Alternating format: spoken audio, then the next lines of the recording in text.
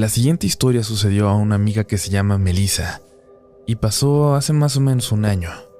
Mis amigos y yo acostumbramos mucho a ir al pueblo del General Zaragoza en Nuevo León, municipio que se encuentra aproximadamente a 4 horas y media o 5 de donde nosotros vivimos, en Monterrey. Cabe destacar que mi amiga es muy buena conductora, tiene experiencia desde chica y conoce bien el camino a dicho pueblo. Conoce los señalamientos, entronques, gasolineras y demás. El día que todo ocurrió, yo me había ido al pueblo en el carro de un amigo y ya estábamos instalados en el hotel. Solo nos restaba esperar a que llegaran los demás, mi amiga Melissa, su hermana y otros 2 amigos que venían con ella. Dice que aproximadamente a las 10 de la noche ya estaban por llegar al pueblo. Ya habían tomado el primer entronque e iban en la carretera que los llevaría al segundo, mismo que ya los conduce al camino que llega al pueblo. Ella ya sabía bien a qué altura estaba el entronque, muy bien iluminado y con un aviso que anunciaba el nombre de dicho tramo. De igual forma, esa noche, ella ya había calculado con cuánta gasolina llegarían a la última gasolinera que hay antes del pueblo. Todo estaba bajo control. Los 2 amigos que iban con ella en la parte de atrás iban tomando desde que salieron de Monterrey y obviamente ya la habían solicitado varias veces que se parara a la orilla de la carretera para orinar. Fastidiada un poco y con muchas ganas de llegar, decidió ya no detenerse hasta que mínimo agarrara el segundo entronque y avanzaran más en el trayecto. En eso, típico de personas alcoholizadas en carreteras oscuras y desoladas, una de las chicas que iban atrás, mi amiga Susana, comenzó a decir: imagínate que se nos apareciera una bruja ahorita. Melissa es católica, pero no fanática, creyente en sucesos paranormales, puesto que ha tenido múltiples experiencias, así que le dijo: cállate, porque no sabes lo que dices y se nos va a venir apareciendo una. Susana, un poco alcoholizada y muy escéptica de estos temas, dijo: pues a ver, si es cierto, que salga una, a ver. Melissa le repitió que se callara un par de ocasiones más, cuando en determinado momento se dio cuenta de que ya debían de haber tomado el entronque. Según sus cálculos y el conocimiento de la carretera, ya debían haber tomado la salida y no se veía nada, solo oscuridad. No había más luz que la que daba su coche y la luna. Extrañada porque nunca le había pasado eso, se dio cuenta que la gasolina se agotaba y que ni su celular ni el de su hermana tenían señal. No había forma de saber dónde estaban. Se empezó a poner nerviosa porque no sabía qué hacer. 2 de los pasajeros estaban ebrios y obviamente no ayudaban en nada, y su hermana, menor que ella, comenzaba a asustarse al ver su propio nerviosismo. Para colmo de males, Susana le pidió de nuevo que se detuviera, que necesitaba ir al baño. Muy molesta y obligada, Melissa se detuvo al lado de la carretera para que saliera Susana y también para ella aprovechar y darse un tiempo para pensar en qué fue en lo que se equivocó. Le preguntó a su hermana si de verdad tampoco había visto la salida, y ella le aseguraba que no, que iba al pendiente todo el trayecto y había visto lo mismo que ella, solo oscuridad. En ese momento, a lo lejos, luego de que sus ojos comenzaron a acostumbrarse a la oscuridad, vio que, cerca de una piedra, estaban 4 figuras que resaltaban por ser más oscuras que la noche misma. No sé de qué forma, pero ella se dio cuenta de que eran mujeres de cabello largo.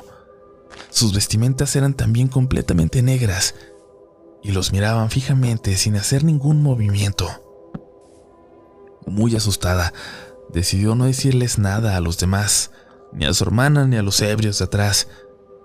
Así que solo les pidió que se subieran y arrancó. Arrancó lo más rápido que daba su carro, sin voltear a ver a su izquierda, que era en donde estaban las mujeres. Comenzó a echar maldiciones en su mente o en voz baja y siguió su camino, rogándole a Dios poder saber en dónde se encontraba. Después de unos minutos, su hermana le dijo que su celular ya tenía señal y que según el mapa, habían pasado el entronque hacía más de media hora. Mi amiga dio vuelta, nerviosa de encontrarse de nuevo a las mujeres, ahora en el carril por el que ella iba. Después de un rato lo vio, por fin, el entronque iluminado. Era imposible no haberlo visto. Volteó extrañadísima con su hermana y condujo a duras penas hasta la siguiente gasolinera y posteriormente por fin al pueblo. Dice que fue algo muy extraño, que no se lo puede explicar, pero lo atribuye a que Susana retó o invocó algo de alguna forma esa noche. Quiero compartir esta historia pidiendo el gran favor de que si se publica, sea de forma anónima, ya que se me prohibió estrictamente hablar del tema por mi empresa, que se dedica a las telecomunicaciones. En el año 2006 comenzó una obra en un cerro de la zona de Guerrero. Llevaba más de 2 años y no se podía terminar, ya que los trabajadores continuamente renunciaban y, sin decir más, no volvían a trabajar. Yo suponía que era por la delincuencia organizada en la región, ya que en ese cerro continuamente se encontraba gente ejecutada o decapitada. Y aunque hasta donde sé, nunca se metieron con la gente que trabajaba en la obra, nos vimos en la necesidad de contratar más gente de esa zona e ir personalmente nosotros a supervisar la obra. Cuando llegué, los primeros días tomamos fotos de la obra con mi vieja cámara digital de 3 megapíxeles para reportar el avance, y nos dimos a la tarea de construir un campamento temporal para no tener que salir de ahí hasta terminar la obra. En ocasiones me llamaba la atención, durante el día, escuchar voces muy cercanas, pero nunca vi nada. Yo pensaba que eran del pueblo que estaba como a 15 kilómetros en línea recta desde ese cerro, que de alguna manera esos ecos llegaban hasta allá, aunque la verdad se escuchaba muy claro para pensar que vinieran de tan lejos. Llegó un momento en el que ya no le tomé importancia. A veces se escuchaban carcajadas como si estuvieran festejando algo, pero igual, después de un tiempo, aprendimos a ignorarlo. Los suministros se compraban en el pueblo más cercano, a 1 hora por el camino de terracería y zonas escarpadas entre la montaña. Aparentemente estaba cerca, pero era un verdadero viaje el ir y regresar el mismo día. Pero había una regla que nos recalcaron muy insistentemente, y era que nadie salía del campamento después de las 5 de la tarde por razones de seguridad. Incluso teníamos estrictamente prohibido explorar la zona del Cerro del Rodeo o en sus alrededores. Nos dijeron que había mucha serpiente muy venenosa y que una picadura significaba una sentencia de muerte, ya que la población con hospital más cercana se encontraba a más de 5 horas de camino. Al menos eso nos habían dicho, pero no nos imaginábamos que la verdad sería otra. Un jueves nos quedamos sin cintas de aislar y otros materiales, por lo que había que ir al pueblo a comprarlo. Su ausencia nos detenía la obra y ya nos urgía terminar y salir de ahí, ya que era un lugar tremendamente aburrido después de que te acostumbrabas al calor horrible, la falta de distracciones y a la abundante población de varios tipos de alacranes que había por todos lados. Eran las 2 de la tarde y le pregunté a los trabajadores que quién quería acompañarme. Solo uno se animó, el Hodge, un trabajador de unos 50 años, muy ameno y chistoso. Llegamos cerca de las 4 a esa única ferretería que había en el pueblo. El dueño, don Chencho, muy amable pero serio, nos hizo favor de juntar lo que necesitábamos de la lista mientras comíamos con doña Chata en ese pueblo tan pintoresco, muy al estilo de Guerrero. Cuando ya nos preparábamos para irnos, nos preguntó don Chencho: Inge, ¿y dónde van a dormir? Yo le dije que en el campamento, y con cara de asombro nos dijo: no, ya no vayan para allá, ya son las 6. Le respondí que no se preocupara, que la camioneta que llevábamos era 4x4 y que ya me sabía el camino, y nuevamente me dijo: quédense a dormir en mi casa, y temprano se van. La verdad, yo por necio y casi ofendido porque pensé que él creía que yo no tenía la capacidad de manejar en esos caminos de noche, le dije que no se preocupara y no se ofendiera, pero quería llegar ese mismo día al campamento para al día siguiente continuar con el trabajo desde lo más temprano posible. Nos subimos a la camioneta y nos retiramos del pueblo.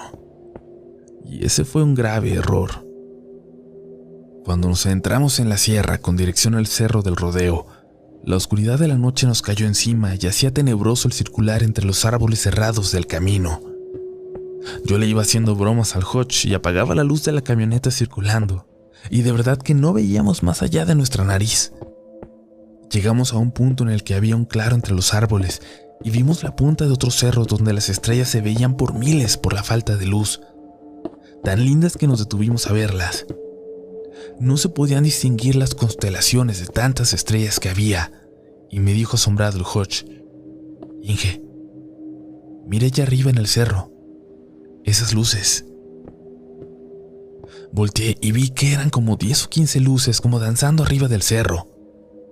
Yo puedo describirlas como cuando se quema un papel y su movimiento era así, como cuando se quema un papel grande y se eleva por el viento pero con voluntad en su dirección. De pronto, para nuestro asombro, vimos que esas luces bajaban del cerro en dirección nuestra, y por instinto subimos los vidrios y pusimos los seguros, y me arranqué a todo lo que daba la camioneta entrando de nuevo entre los árboles. Pero no sé decir en qué momento nos alcanzaron y las vi por el espejo retrovisor. No podía ir más rápido, pues el camino no era muy ancho y siempre iba al lado del precipicio, por lo que una mala maniobra nos llevaría al fondo de un barranco. Yo solo escuchaba los sollozos del Hodge preguntando qué eran esas cosas, por qué iban detrás de nosotros. Yo le grité que se calmara, que no las viera, que fijara su vista al frente. Entonces me di cuenta que a mi lado iba una de esas luces de fuego, y dentro de las llamas les juraría que alcancé a ver algo así como el rostro de una mujer que buscaba mi mirada.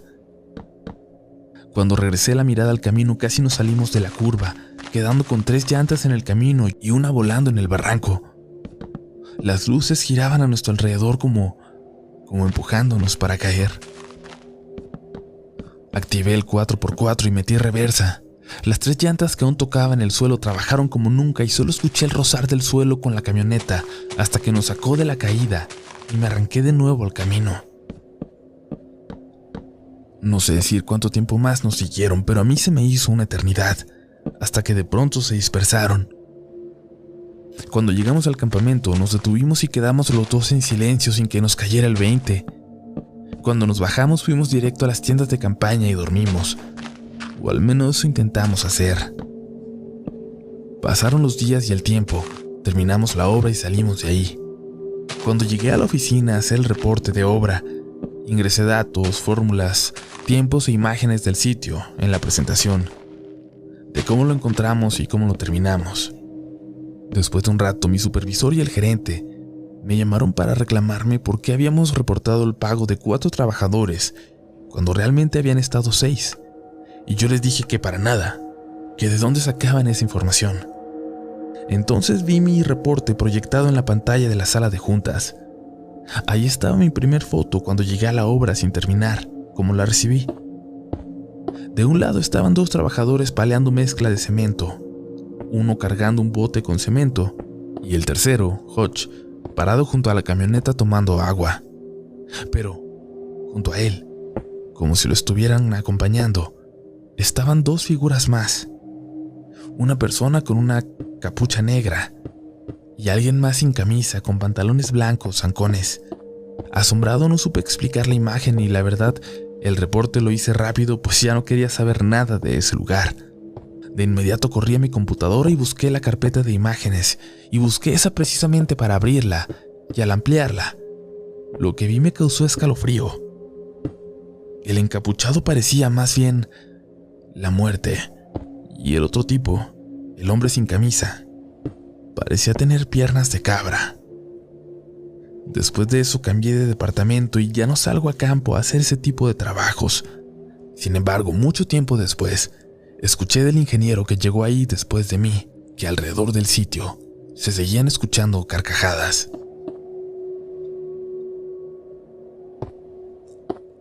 Trabajo actualmente para seguridad privada, así que agradecería que mi información personal se mantenga en el anonimato, también porque las personas que voy a mencionar en esta historia trabajan o trabajaron en ramas muy importantes de seguridad militar.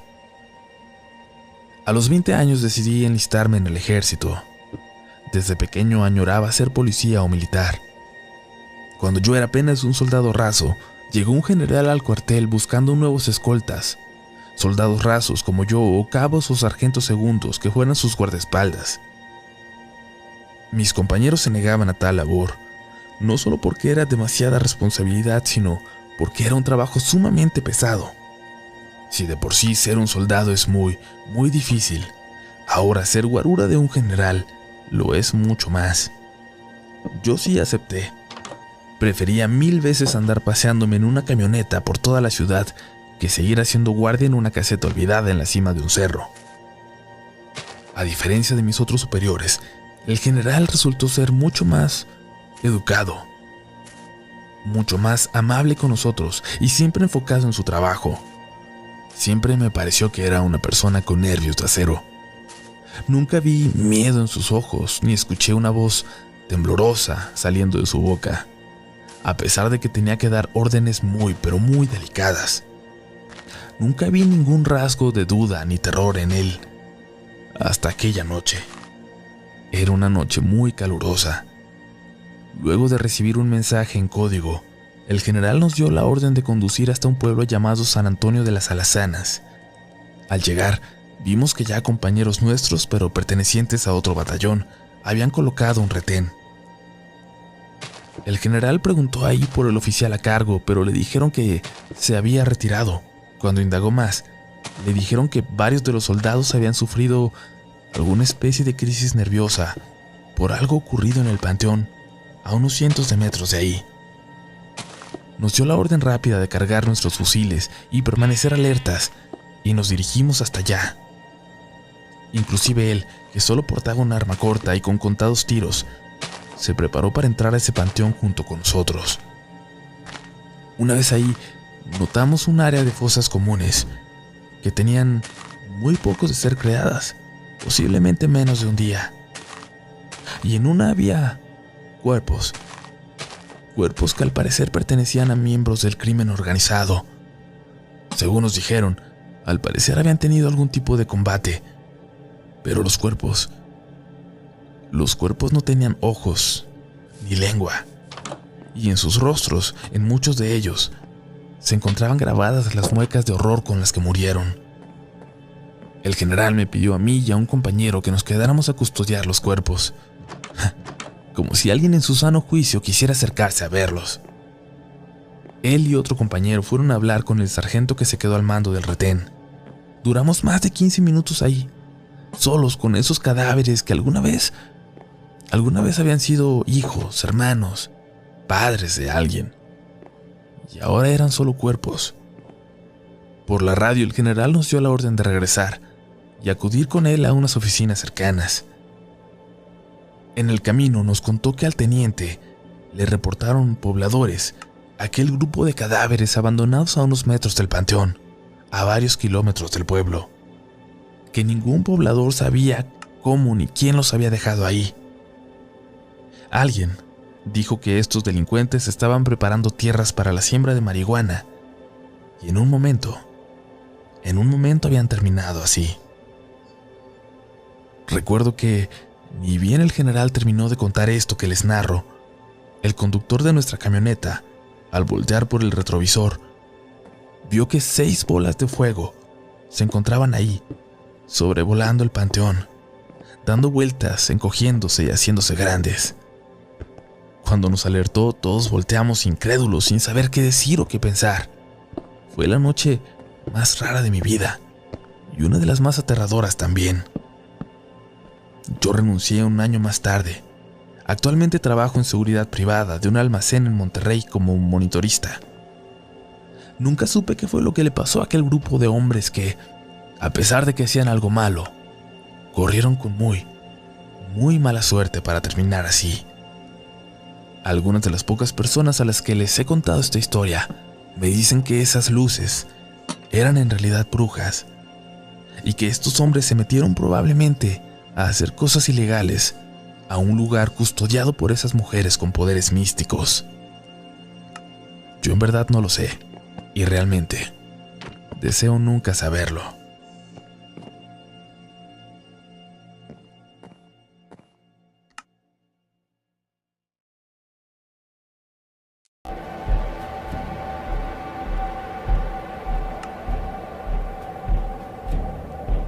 Esta es la primera vez que comparto algo con la comunidad. Es una de las experiencias más fuertes que he tenido en mi vida y sé que será difícil de creer. A más de un año de ocurrida, ni yo misma termino de creerla por completo. No soy una persona crédula o religiosa, todo lo contrario. Soy estudiante del IPN y espero estudiar ingeniería química industrial. Entonces, evidentemente, mi percepción del mundo está basada en la ciencia, pero, a pesar de ello, desde pequeña he sido muy perceptiva a los fenómenos paranormales, y es por eso que no soy escéptica a ellos. Mi familia es de Guadalajara, y los que sean de allá sabrán que se dicen muchas cosas acerca del bosque del Centinela.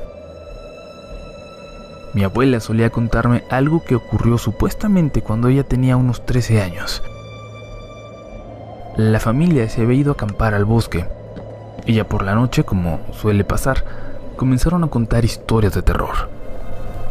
Entre ellas, la de una bruja que se decía sobrevolaba ese bosque con forma de lechuza.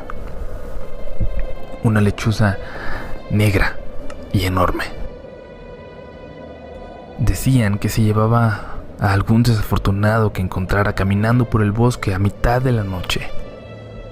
También que la bruja llevaba a sus presas hasta la laguna de Chapala y que ahí realizaba rituales con sacrificios humanos. Mi abuela tenía un tío que no creía en este tipo de cosas y él se burló de esta historia. Dijo que podía adentrarse en el bosque, pasar la noche maldiciendo y retando a la bruja y volver como si nada. Ignoró las advertencias de todos los demás y a pesar de que trataron de persuadirlo, comenzó a caminar hacia lo profundo del bosque mientras gritaba con palabras altisonantes que la bruja no existía, que no podía llevárselo.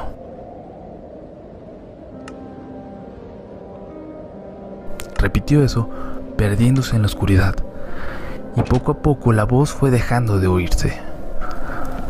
Decía mi abuela que no había pasado más de media hora cuando vieron como un pájaro enorme voló llevando en las patas a su tío, que se veía pequeño como si fuera un ratón, mientras gritaba a todos pidiendo ayuda. Nunca se volvió a saber de él. Cuando era niña esta historia me aterraba, pero conforme fui creciendo, empecé a dudar de su veracidad. Eso hasta junio del año pasado. Fui con mi novio a pasar 2 semanas de vacaciones en Guadalajara. Llegamos un sábado y justo el siguiente, una semana después, fuimos a la laguna de Chapala. Acampamos en un cerro cerca de la orilla sur de la laguna. Cuando cayó la noche le conté esta misma historia a mi novio, aunque claro,